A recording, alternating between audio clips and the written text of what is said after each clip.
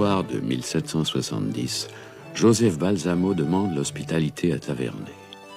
Grâce au don de médium d'André, fille du baron de Taverney, il attire Marie-Antoinette d'Autriche et lui révèle son terrible destin. La dauphine part pour Versailles, emmenant avec elle Philippe de Maison-Rouge, André et Nicole, sosie parfait de la future reine. Gilbert, le jardinier, fou amoureux d'André, décide de partir pour Paris. En chemin, il rencontre Jean-Jacques Rousseau, qui le fait engager comme jardinier à Trianon. Là, André le repousse. Malheureusement, ils sont tous les deux blessés au feu d'artifice de la place Louis XV. Gilbert est soigné par le docteur Marat. André est sauvé par Balsamo. Celui-ci la plonge dans un sommeil cataleptique. Louis XV, séduit par André, profite de ce sommeil pour abuser d'elle. Mais la croyant morte, il s'enfuit. Gilbert, ne pouvant résister à la folle passion qui le ronge, la prend de force. André attend un enfant.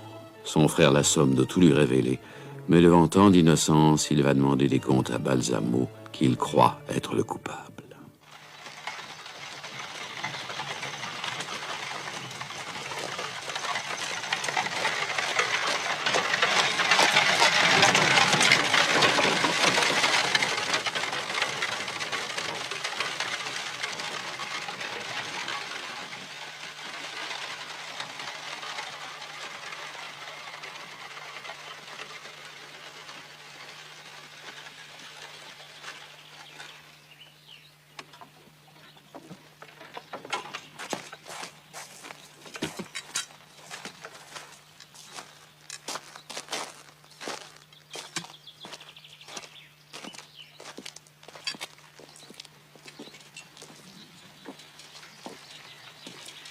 Restons ici. Vous verrez que je ne suis jamais entré chez elle.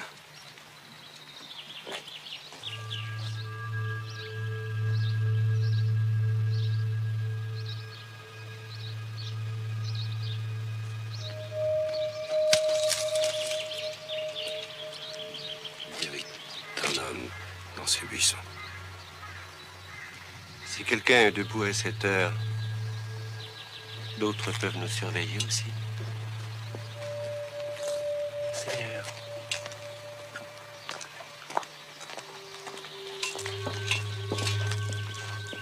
Pour l'amour du ciel, arrêtez-la. Soit.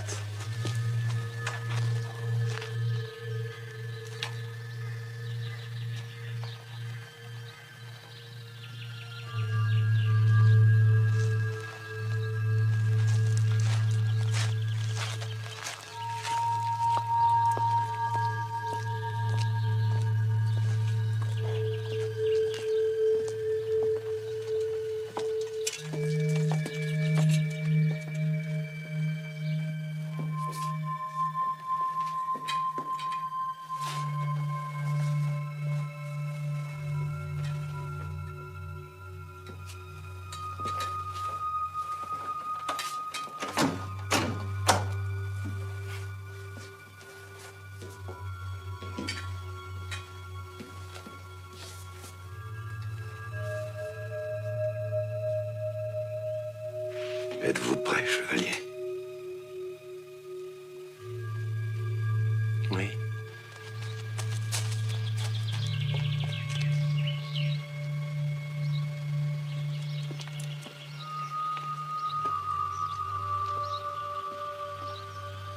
Elle dort.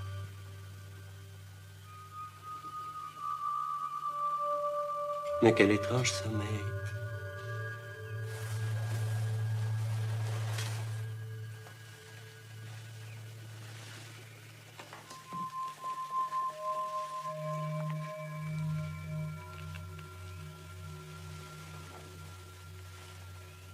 Toi, Philippe. Interrogez-la. Que veux-tu savoir?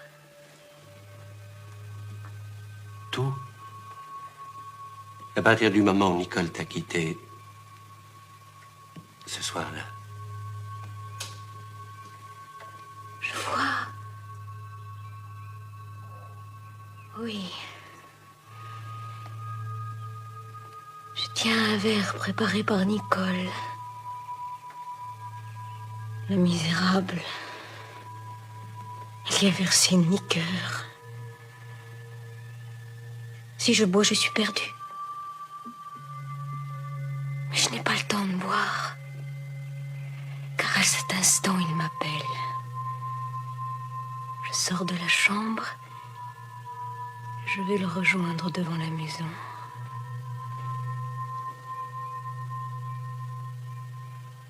Il n'est donc jamais rentré ici? Jamais. Il me demande des nouvelles d'une personne qui s'est échappée de sa maison. Une femme. Comme elle était belle. Mais elle est morte depuis. Mon Dieu.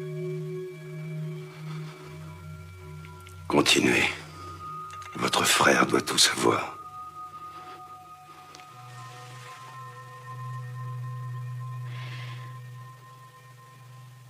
Il s'enfuit. En me laissant seule.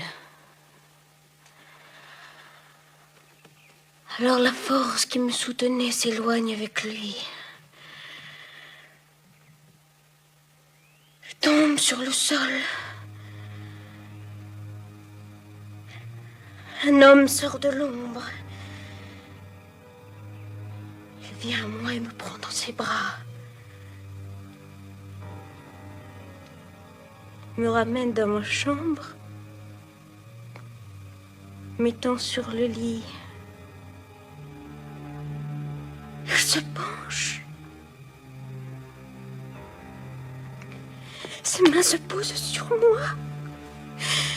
Mon Dieu, il me fait horreur. Et je ne peux pas me défendre contre lui. Connais-tu cet homme? Oui, je le connais.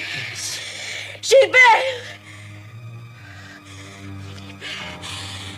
Il est derrière cette porte.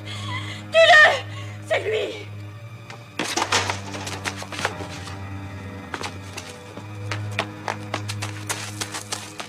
Le verrou est poussé.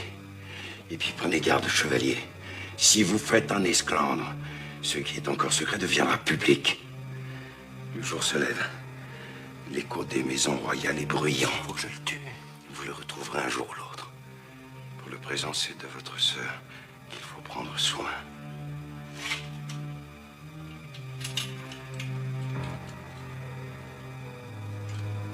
C'est un donneur parent. Vous auriez vous en douter. Adieu, chevalier. Monsieur, c'est Monsieur Philippe qui est de retour.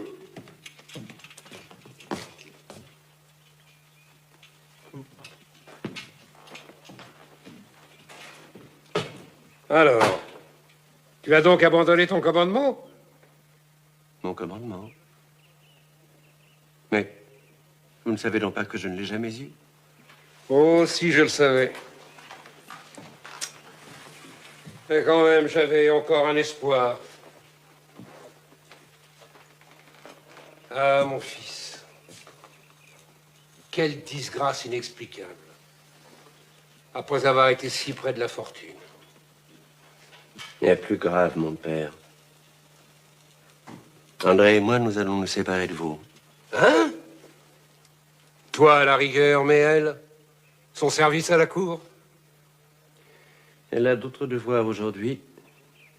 Celui d'échapper au déshonneur, surtout.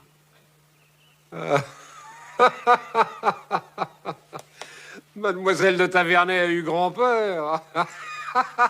Elle se sent donc bien faible. Non, mon père André n'a pas été faible.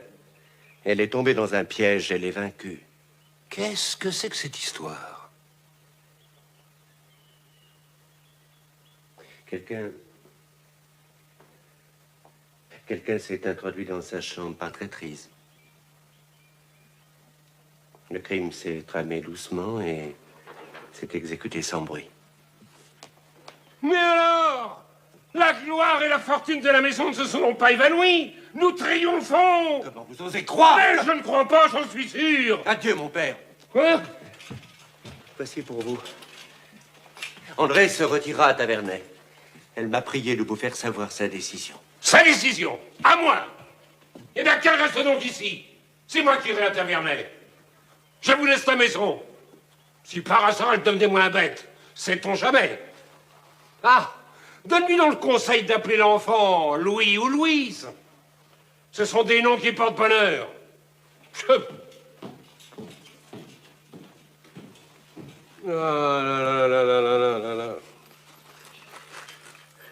J'ai eu bien du malheur dans ma descendance. Une idiote et une brute.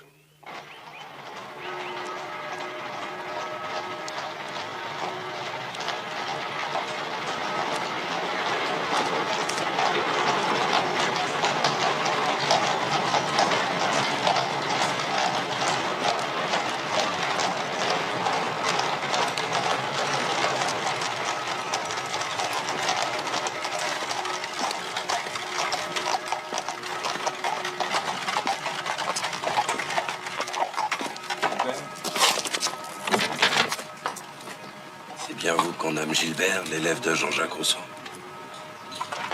Oui, monsieur. Montez. Il faut que nous parlions.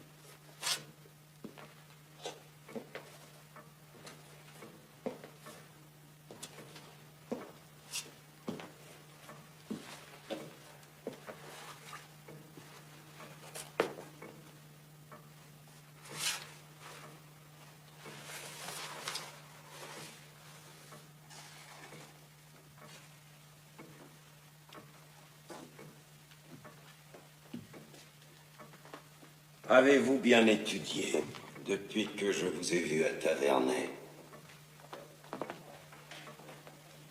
La botanique. Avec monsieur de Jussieu. Et je me suis inscrit à l'école de chirurgie. Mais vous viviez à Trianon ces temps-ci. À Trianon, oui. J'y étais comme aide jardinier jusqu'à ces derniers jours. J'ai dû m'enfuir en laissant mon travail.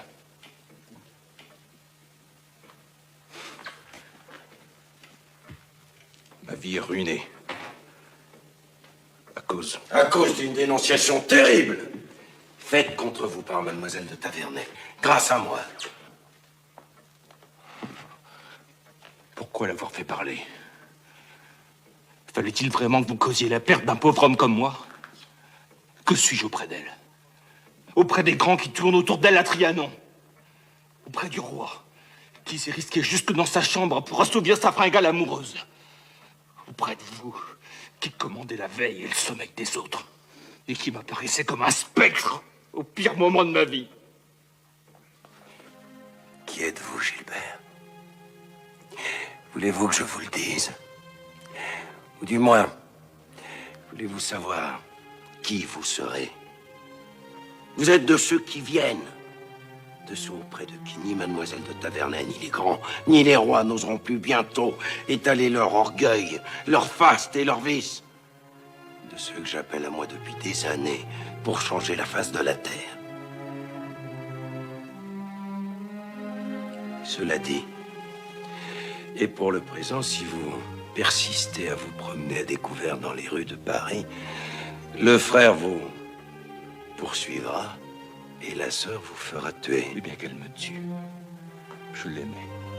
Je l'aime encore et elle me méprise et elle me déteste. Fallait-il commettre ce crime pour la punir? Je n'ai pas commis de crime. Je la tenais entre mes bras. J'ai senti sa chair nue contre la mienne. J'ai cédé à la passion. Pensez-vous, en la plongeant dans ce sommeil maléfique qui avait été la cause de notre malheur? L'aimes-tu encore? Avant de la posséder, je l'aimais à la folie. Aujourd'hui, je l'aime désespérément. Et si tu devenais riche? Si tu demandais sa main au baron de Tavernay? Il me tuerait. Le frère, oui. Le père, certes non. Si tu lui apportes en dot les 300 000 livres que je vais te remettre. 300 000 livres?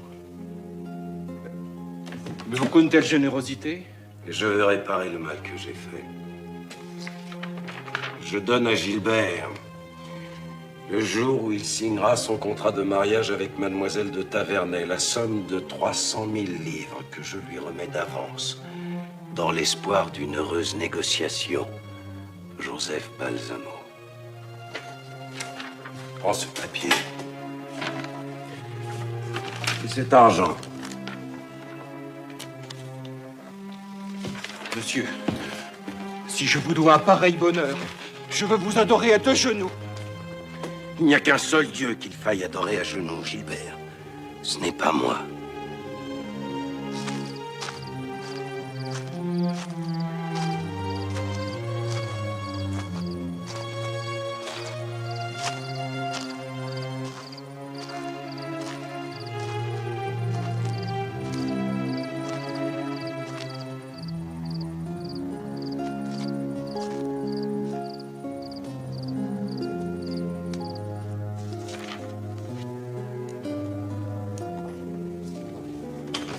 Philippe?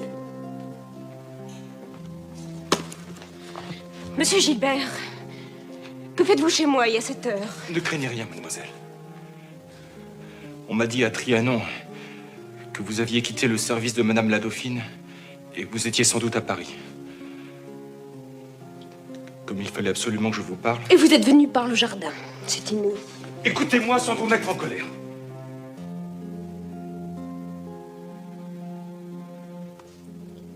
Que voulez-vous? Que vous me pardonniez. Venant de vous, l'offense n'est peut-être bien grande. Le pardon sera facile. Mademoiselle, je voulais m'adresser d'abord à votre père, mais on me dit qu'il a disparu. Qu'aviez-vous à demander à mon père?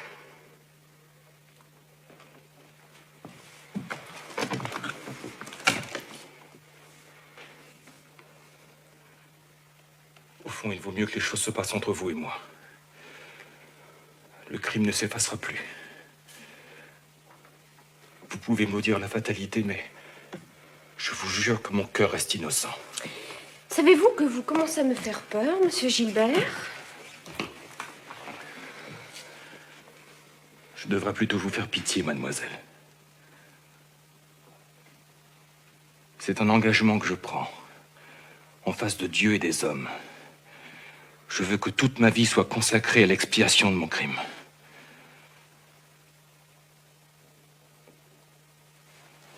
Par pitié, mademoiselle. Consentez à devenir ma femme et le malheur sera oublié pour toujours. Votre femme? Oui, mademoiselle. Dites que vous me pardonnez cette nuit horrible. Comprenez que mon amour pour vous excuse mon crime. C'était donc toi. Misérable. Il répond! Yes! C'était donc toi! Tuez-moi! Oh oui, je vais te tuer!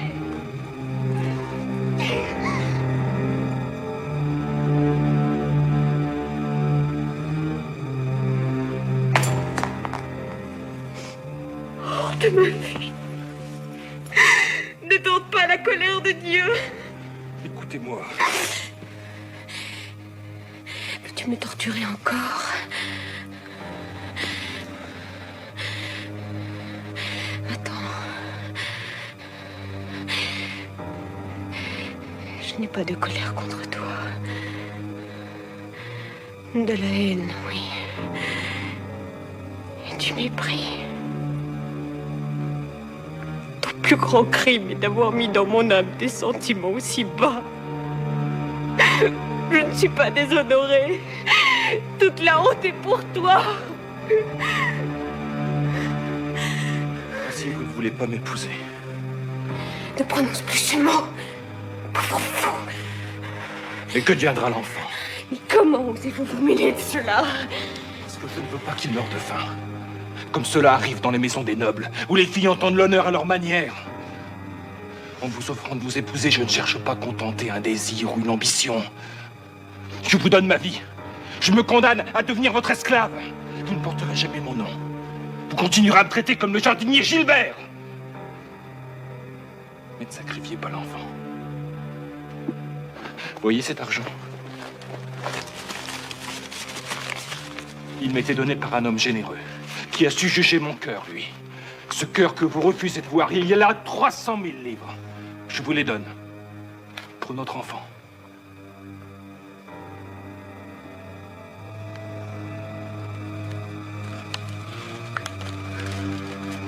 Attends ici. Dehors! Monstre! Tu me fais violence et je suis mère, oui. Mais tu ne seras jamais le père de mon enfant.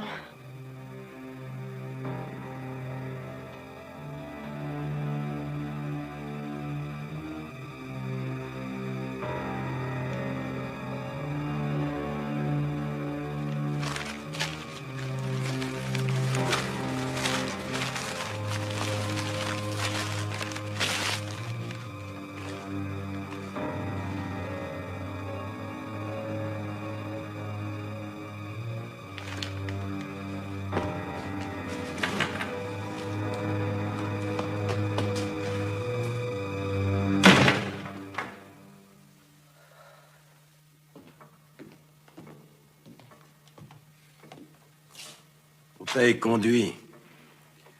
Tu as parlé à la fille. Tu t'y es pris à l'envers. C'est au père qu'il fallait parler. La fatalité ne l'a pas voulu. Que comptes-tu faire à présent? Je vous rapporte votre argent. Je vous dois encore les 50 francs que vous m'avez prêtés pour m'habiller. Tu exagères. Rapporter 300 000 livres, c'est beau. Mais rapporter 50 francs, c'est de l'enfantillage. Rassurez-vous, j'ai encore besoin d'argent. Pour quel projet?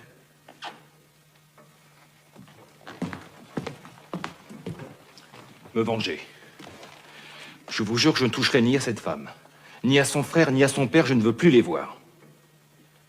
Je viens vous demander un moyen de traverser l'océan et 20 000 livres. Et 20 000 livres. L'argent n'est pas pour moi.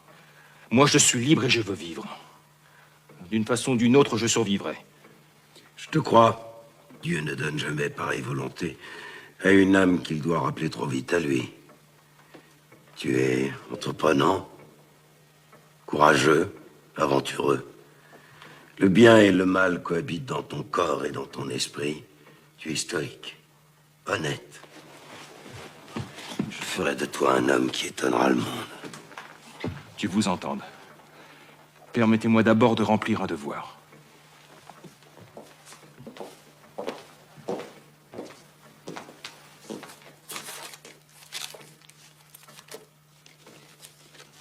Voici ce que tu me demandes. Merci, monsieur.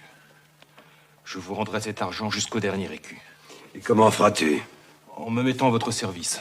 Chaque fois que vous aurez besoin de moi, et pour faire ce qu'il vous plaira. Un jour, tu devras te souvenir de cette promesse. Que penses-tu de l'Amérique? Que ce n'est pas la France, et que je vais devoir quitter la France. Le 15 décembre, cela te va? Oui. Tu trouveras la Denis au Havre. C'est un navire marchand dont je suis le principal armateur.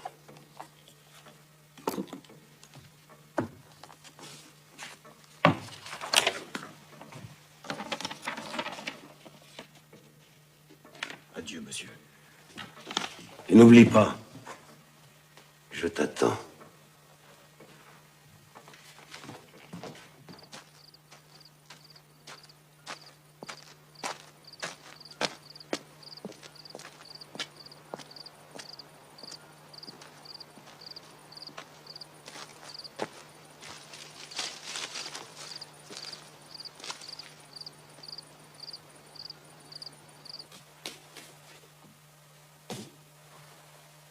Tu as pris ta décision?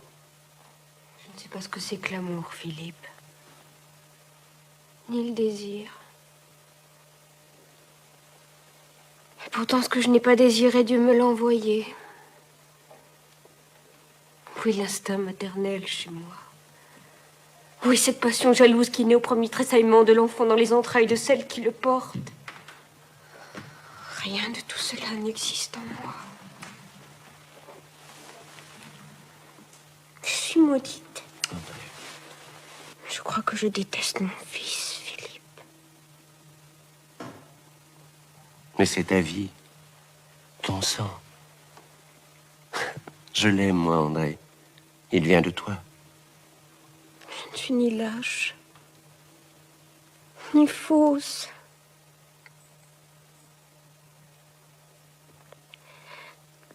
La plus grande grâce que Dieu pourrait m'accorder aujourd'hui, ce serait de le...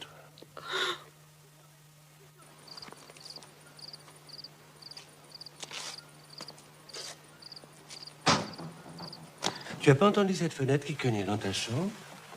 La nourrice l'aura laissée ouverte. Oh, Philippe, il va avoir froid. Apporte-le-moi.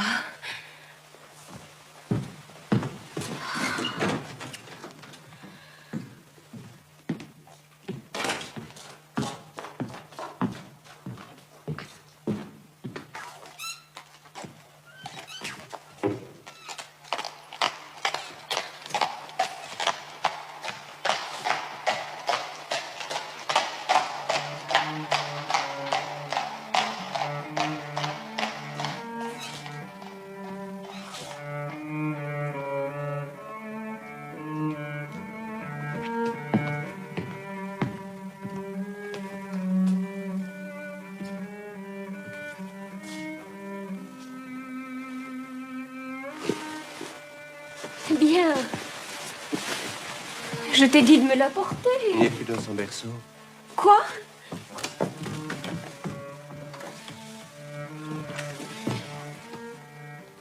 La nourrice a dû l'emmener chez elle. Elle m'en avait demandé la permission hier. À toi et pourquoi pas à moi? André. Allez, viens. Assieds-toi. Faudrait-il pas mieux qu'elle le garde et que tu ne le vois pas pendant quelque temps? Bah, tu jugeras ainsi si tes sentiments envers lui peuvent changer.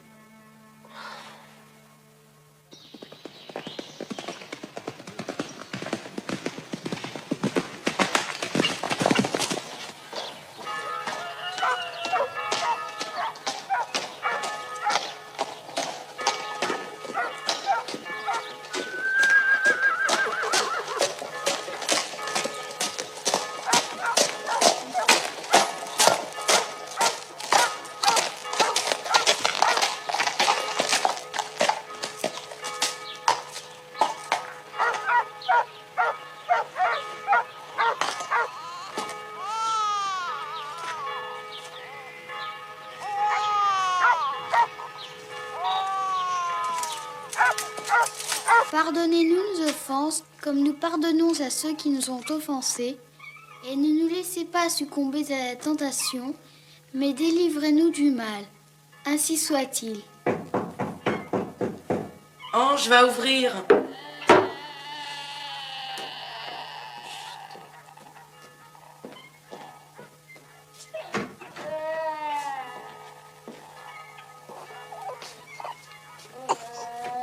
Bonne dame Madeleine Pitou, je vous salue. Monsieur, c'est mon nom? Comme vous voyez. Mais je vous en prie, continuez votre travail. Au lieu d'un pensionnaire, vous allez en avoir deux.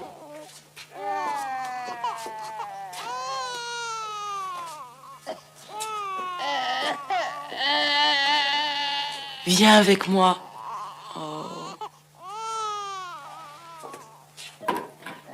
C'est ma tante Gélique. Et vous voulez me confier ce petit-là? C'est le fils d'un fermier de mon maître. Et mon maître est son parrain.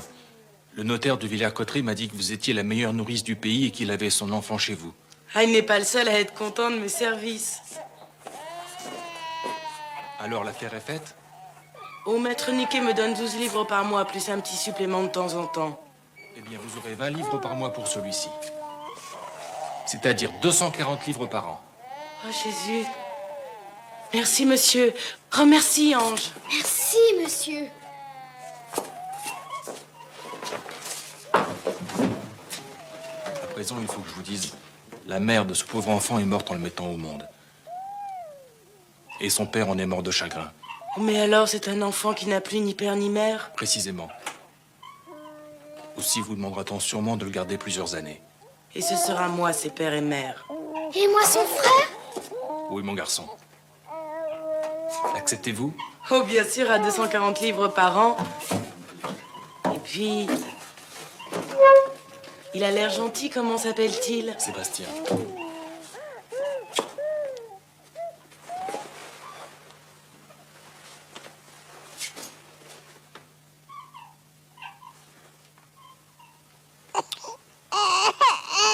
Sébastien Gilbert.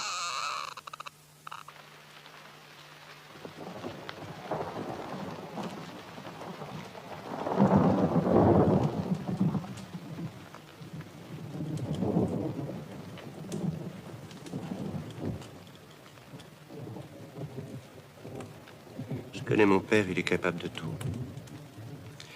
Il est persuadé qu'André était la maîtresse du roi, et que par conséquent son fils est encore un fils de Louis XV? Je comprends. Et vous pensez que votre père serait assez hardi pour utiliser l'enfant? pour regagner la faveur du roi, sans le moindre scrupule. Quand je lui ai annoncé la catastrophe, il l'a prise comme une bénédiction. Reste donc le véritable père. C'est un exalté, un fou. À l'heure qu'il est, il doit fuir je ne sais où, effrayé même par son ombre. La faim et le remords nous vengeront de lui. Mais votre sœur, dans l'immédiat? Après l'enfant chez la nourrice. Elle a résolu d'entrer au couvent de Saint-Denis. Oh, mon Dieu, quelle folie. Une femme si jeune, si belle. Non, laissons passer un peu de temps. Ce qu'il faut, c'est imaginer une fable au sujet de l'enfant, pour la rassurer. Ma sœur, j'ai vu les personnes qu'il fallait pour ton entrée à Saint-Denis, tout est prêt. Tu seras accueilli là-bas quand tu voudras. Philippe, mon esprit est plus libre aujourd'hui qu'il y a quelques semaines.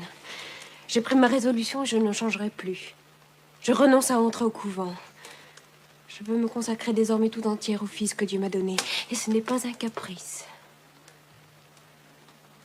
Mais André, que feras-tu?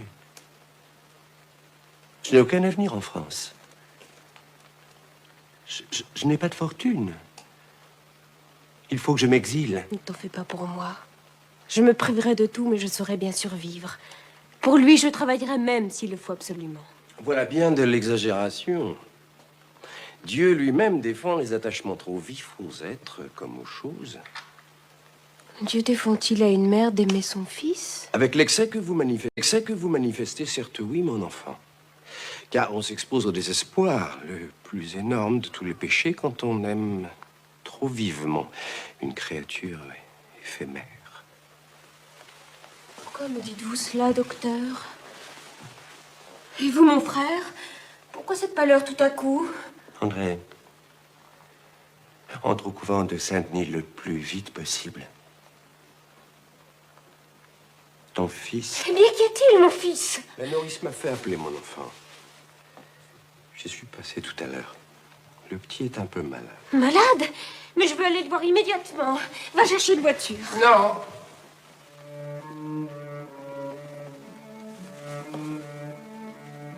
Vous n'avez plus besoin d'y aller. Mon fils est mort.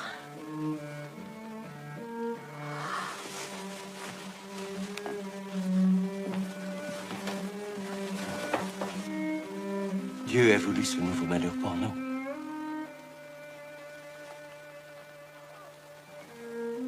Et la souffrance de cet innocent. Dieu l'a-t-il voulu aussi? Je vous assure qu'il n'a pas souffert. Il est venu comme une ombre et il a disparu comme une ombre.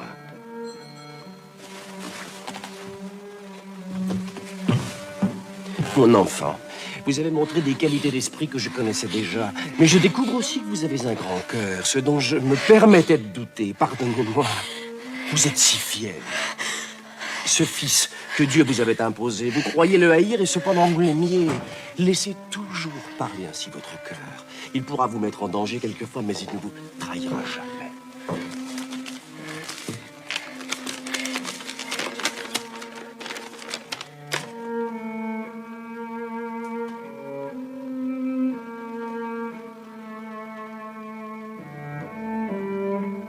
Pourquoi m'avez-vous menti?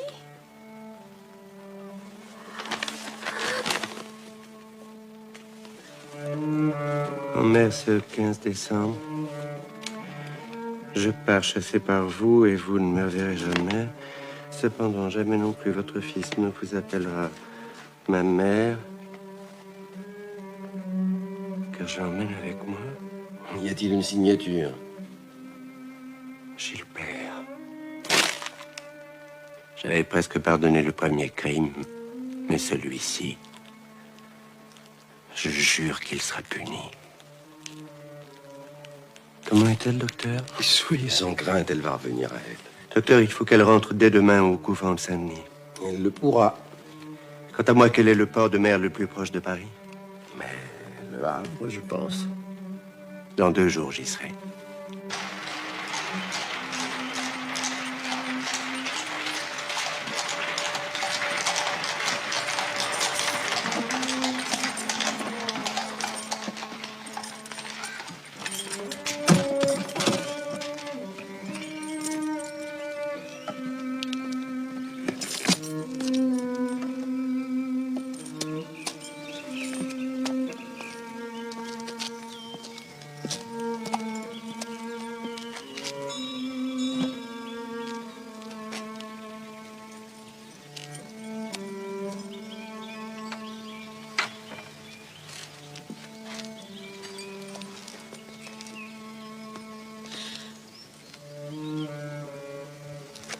Adieu, Philippe. Adieu, ma chérie. Philippe, si jamais tu retrouves mon fils, ne permets pas que je meure sans l'avoir embrassé. Je te le promets.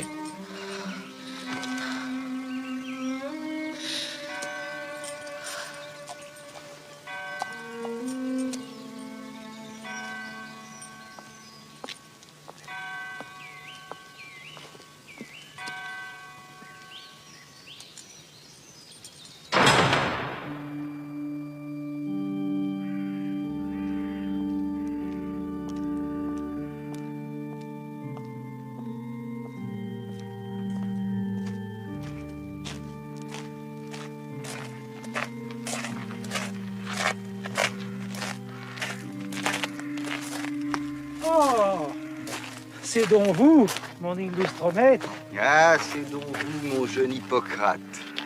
Puis-je m'asseoir à vos côtés? Il paraît que le roi va mieux. S'il guérit, on va décréter des réjouissances et des tédéums. Les carrosses ont circulé toute la journée entre le palais et l'hôtel de la Dubarry. Elle va épouser le roi dès qu'il sera rétabli. Pardonnez-moi de rire, mais c'est la joie, vous comprenez? Un bon Français aime son roi. Et si mon roi est hors de danger, je suis fou de joie. Ne plaisantez pas avec la mort, docteur. La naissance d'un homme n'est pas toujours une bénédiction, mais sa mort est toujours un malheur. Et la mort d'un roi est un grand malheur pour tous les hommes. Même la mort de Louis XV? Vous oseriez soutenir cela, vous, mon cher maître? Je connais votre goût du paradoxe, mais pour le coup, vous exagérez. D'ailleurs, le roi n'est pas mort. Il a près de lui les plus habiles médecins. Et puis, la petite vérole n'est pas la peste. Louis le bien-aimé en réchappera. Silence, jeune homme. Silence, regardez ceci. Savez-vous ce que représente cette petite lumière? Ma foi, non. La vie du roi. Un de mes amis, monsieur de Jussieu, a placé là cette bougie. Elle brûlera tant que le roi sera vivant. Un signal? Là-bas, derrière quelques rideaux, Louis, bientôt le 16e, couvre des yeux cette petite lueur. Ce signal avertit un ambitieux du moment où son règne va commencer et un pauvre philosophe du moment où Dieu souffle sur une existence et sur un siècle. Regardez ce ciel. Voyez ces nuages porteurs de tempête. Moi, je verrai le jour de demain, plus quelques autres. Et vous verrez jusqu'à la fin peut-être le règne qui va commencer et qui renferme tant de mystères. Regardez donc bien cette lumière. Le cours de votre existence dépend du temps qui lui reste à briller. C'est vrai, mon maître. Louis XIV a régné 73 ans. Combien d'années reste-t-il à Louis XV? Aucune! Le roi est mort.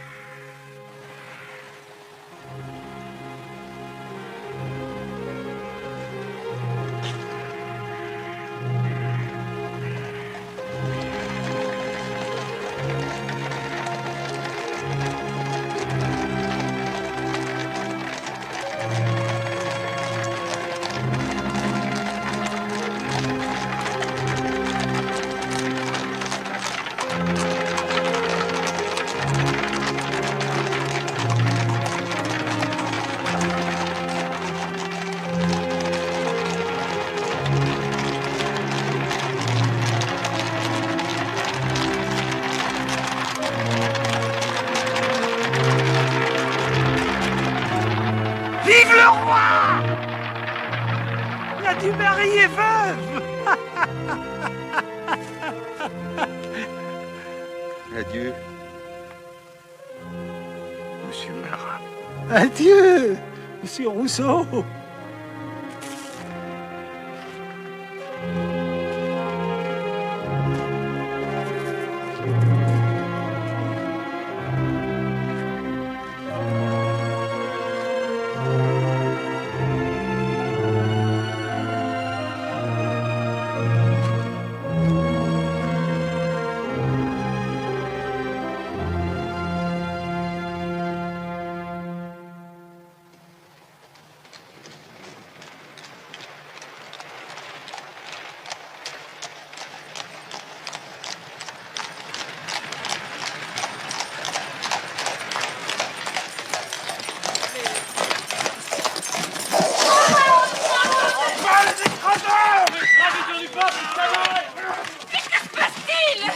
C'est une malheureuse!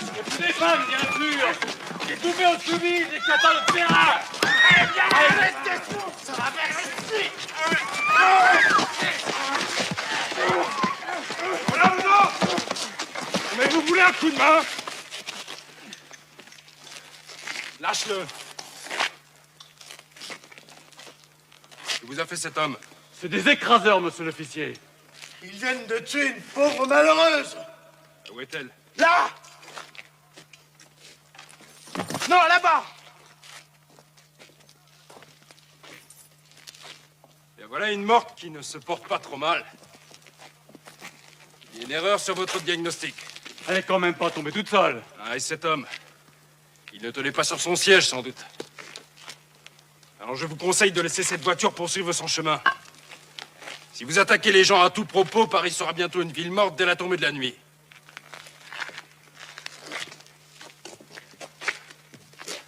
Paris est une ville affamée. Quelle différence ça fait avec une ville morte?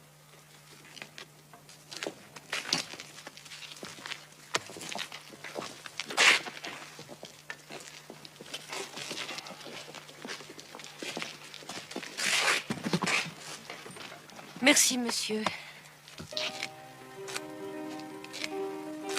Je crois bien que vous nous avez sauvé la vie. Mesdames, la voie est libre et votre cocher est rétabli. Je vous recommande la prudence et je vous souhaite une bonne nuit. Monsieur, ne vous éloignez pas. Vous nous avez grandement obligés. Ne le faites pas à moitié. Disposez de moi, madame. Nous serions plus rassurés si vous montiez avec nous. Vous nous accompagnez à Versailles. La voiture vous ramènera.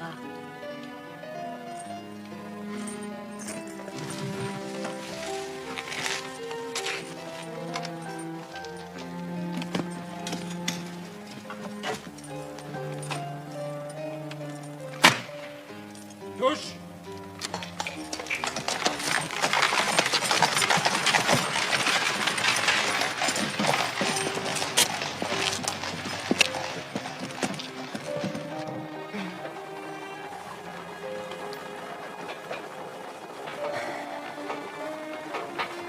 This young man looks very smart, don't you think so? It's true, milady. But I think it's quite cruel of us to get him to Versailles and then back to Paris so late in the night. But look at his uniform. He seems to be a Navy officer, so he's certainly used to be awake at night to take his watch. I'm sure he's a true gentleman. And a handsome one, too. Madame, l'honneur m'oblige à vous dire que je comprends parfaitement l'anglais et aussi l'allemand, mais pas l'espagnol.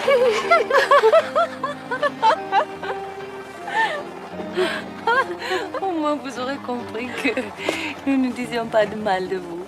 Et je suis rassuré sur ce point. Comment cela, rassuré? Mais c'est que Paris est la ville de toutes les rencontres, mademoiselle. Heureuse ou non. Mon Dieu, vous avez donc pensé que vous faisiez une rencontre malheureuse? Ah, mon Dieu, que se passe-t-il encore? Ah, fausse alerte. Ah, que d'émotion.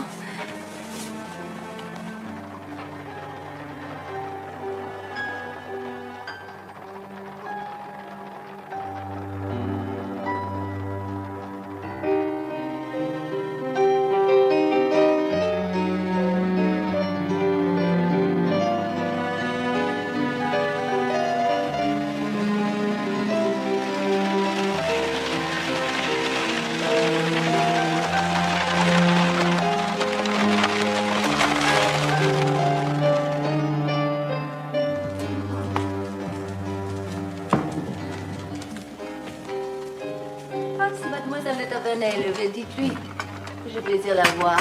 Elle attend vos ordres dans le boudoir, madame. Bien. Quelle santé.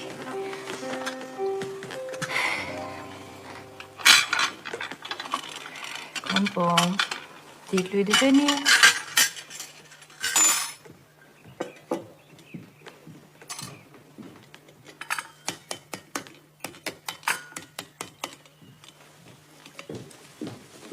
Mon ami.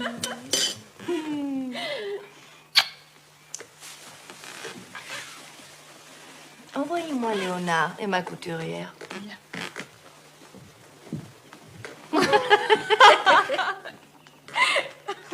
Le roi a été charmant. Bon, il a d'abord tremblé, bien sûr. Mais ensuite, notre aventure l'a fait rire. Il a su que vous étiez là à Paris? Oui, et rentré à l'aube. Mais pourquoi mentir quand on n'a rien fait de mal? Il paraît pourtant que nous avons eu un tort. Nous sommes allés porter des secours à la comtesse de la Motte-Valois, mais le roi est comme vous, cette femme ne lui plaît pas. Je vous ai dit qu'elle me faisait peur. Comme vous êtes prudente et sage. Trop sage, je vous assure. Moi? Oui, vous. Le rabat-joie des étourneaux de la cour. Vous êtes bien heureuse d'être fille.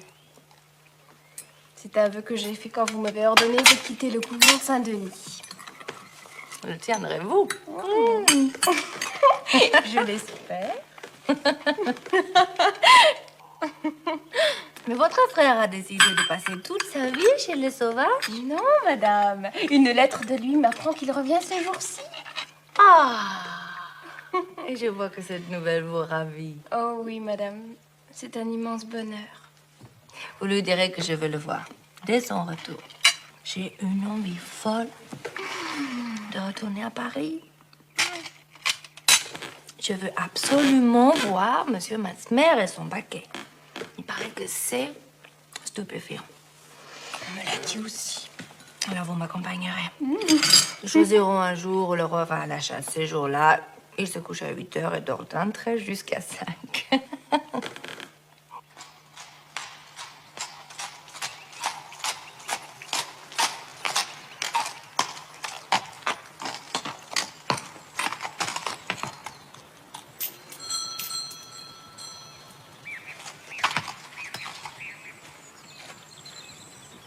Monsieur Fini! Oh mon Dieu, mon Dieu! Oh, oh Monsieur Fini! Oh.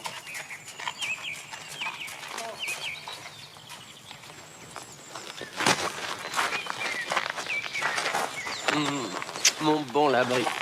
Mon père est donc à Paris? Nous avons fait le voyage dès que nous avons su votre retour. Allez, viens. Allez. Viens vite m'embrasser, tu n'as qu'une minute. Ah, je suis content de t'avoir serré dans mes bras. Oh, mais tu as une mine superbe. Tu vas faire un grand succès là-bas. Allez, cours vite. Mais où? Mais chez la reine. Elle t'attendait ton retour. André me l'a fait savoir la semaine passée.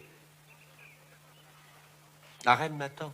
Mais oublies-tu que tu es son protégé depuis son arrivée en France? Et que si tu n'avais pas eu l'idée saugrenue d'aller t'exiler chez les Iroquois, elle aurait déjà fait 10 fois ta fortune? Allez, cours vite et pense à ton vieux père, hein? Coigny, c'est du passé. Lauzun, c'est la fin. Et Vaudreuil n'a aucune chance. Cours la tienne, mon garçon. Tu tombes pile. Elle n'est pas désarmée, hein. 10 ans après. Désarmé? Mais tu veux rire ou quoi? Depuis quand un tavernet Maison Rouge désarme-t-il? Depuis quand un tavernet Maison Rouge prête-t-il l'oreille à de si basses calomnies? Oh mon Dieu, j'ai vu partir un imbécile, je vois revenir un idiot. Vous prétendez donc que la reine a des amants? Mais il faut revenir de chez les Hurons pour ne pas savoir ça. Mon père, songez à Dieu dont vous vous rapprochez chaque jour et cessez de répéter de pareilles infamies. Philippe, la reine t'attend à Trianon. Cours vite ou bien retourne chez les Mohicans. Oh! Vous aviez donc pris goût aux Amériques, chevalier? Monsieur de Lafayette m'avait confié une mission importante auprès du général Washington. Et maintenant que vous êtes revenu, quelles sont vos intentions? L'intérêt de ma sœur domine le mien, c'est elle qui choisira pour moi. Vous voyez, madame, comme je retrouve un frère soumis. Quant à moi, vous me retrouvez comme vous m'avez quitté. Avez-vous changé, vous? Mon cœur du moins de même. Oh, mon Dieu, votre vue me fait monter à la tête tous les parfums de ma jeunesse. Les premiers temps de Trianon, mes fleurs, mes fruits, mes oiseaux, Monsieur de Jussieu et ses jardiniers aux si belles figures. Et pourquoi la vôtre devient-elle si pâle, chevalier? C'est l'émotion que me procure votre écueil, madame. Je ne suis rien et vous me traitez comme un vieil ami.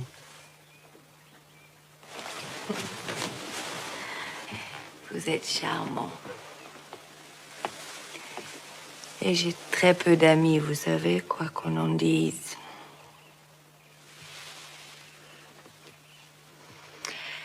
Allons, le roi reçoit ce soir Monsieur le bailli de Suffren. Je veux que vous soyez de la fête. Qu'il y ait au moins quelques figures vivantes au milieu de tous ces marbres antiques.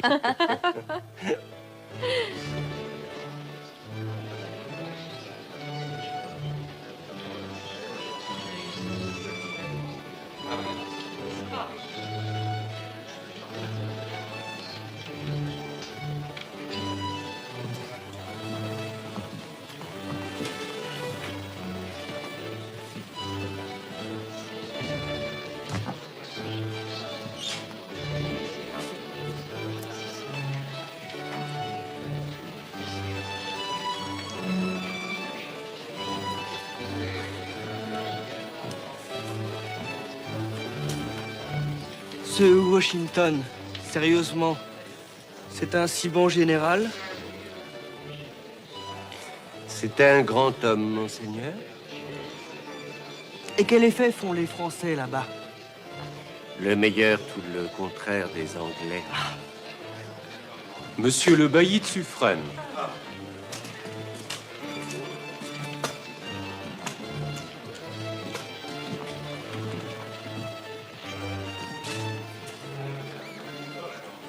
Monsieur le bailli de Suffren, soyez le bienvenu à Versailles. Vous y apportez la gloire. Le sol du royaume est jaloux de l'océan sur lequel vous régnez sans partage.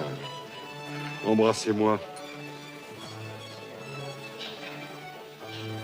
Madame, voici monsieur de Suffren. Le vainqueur de Traquenmal et de Gondelour, la terreur des Anglais, notre nouveau Jean Bart.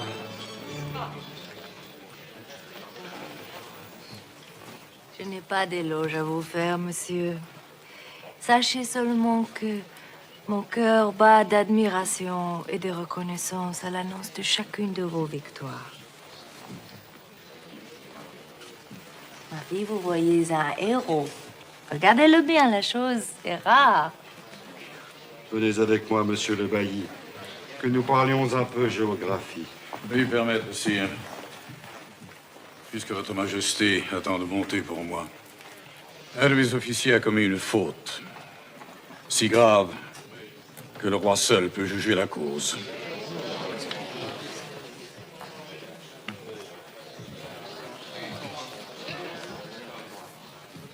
J'écoute. Sire,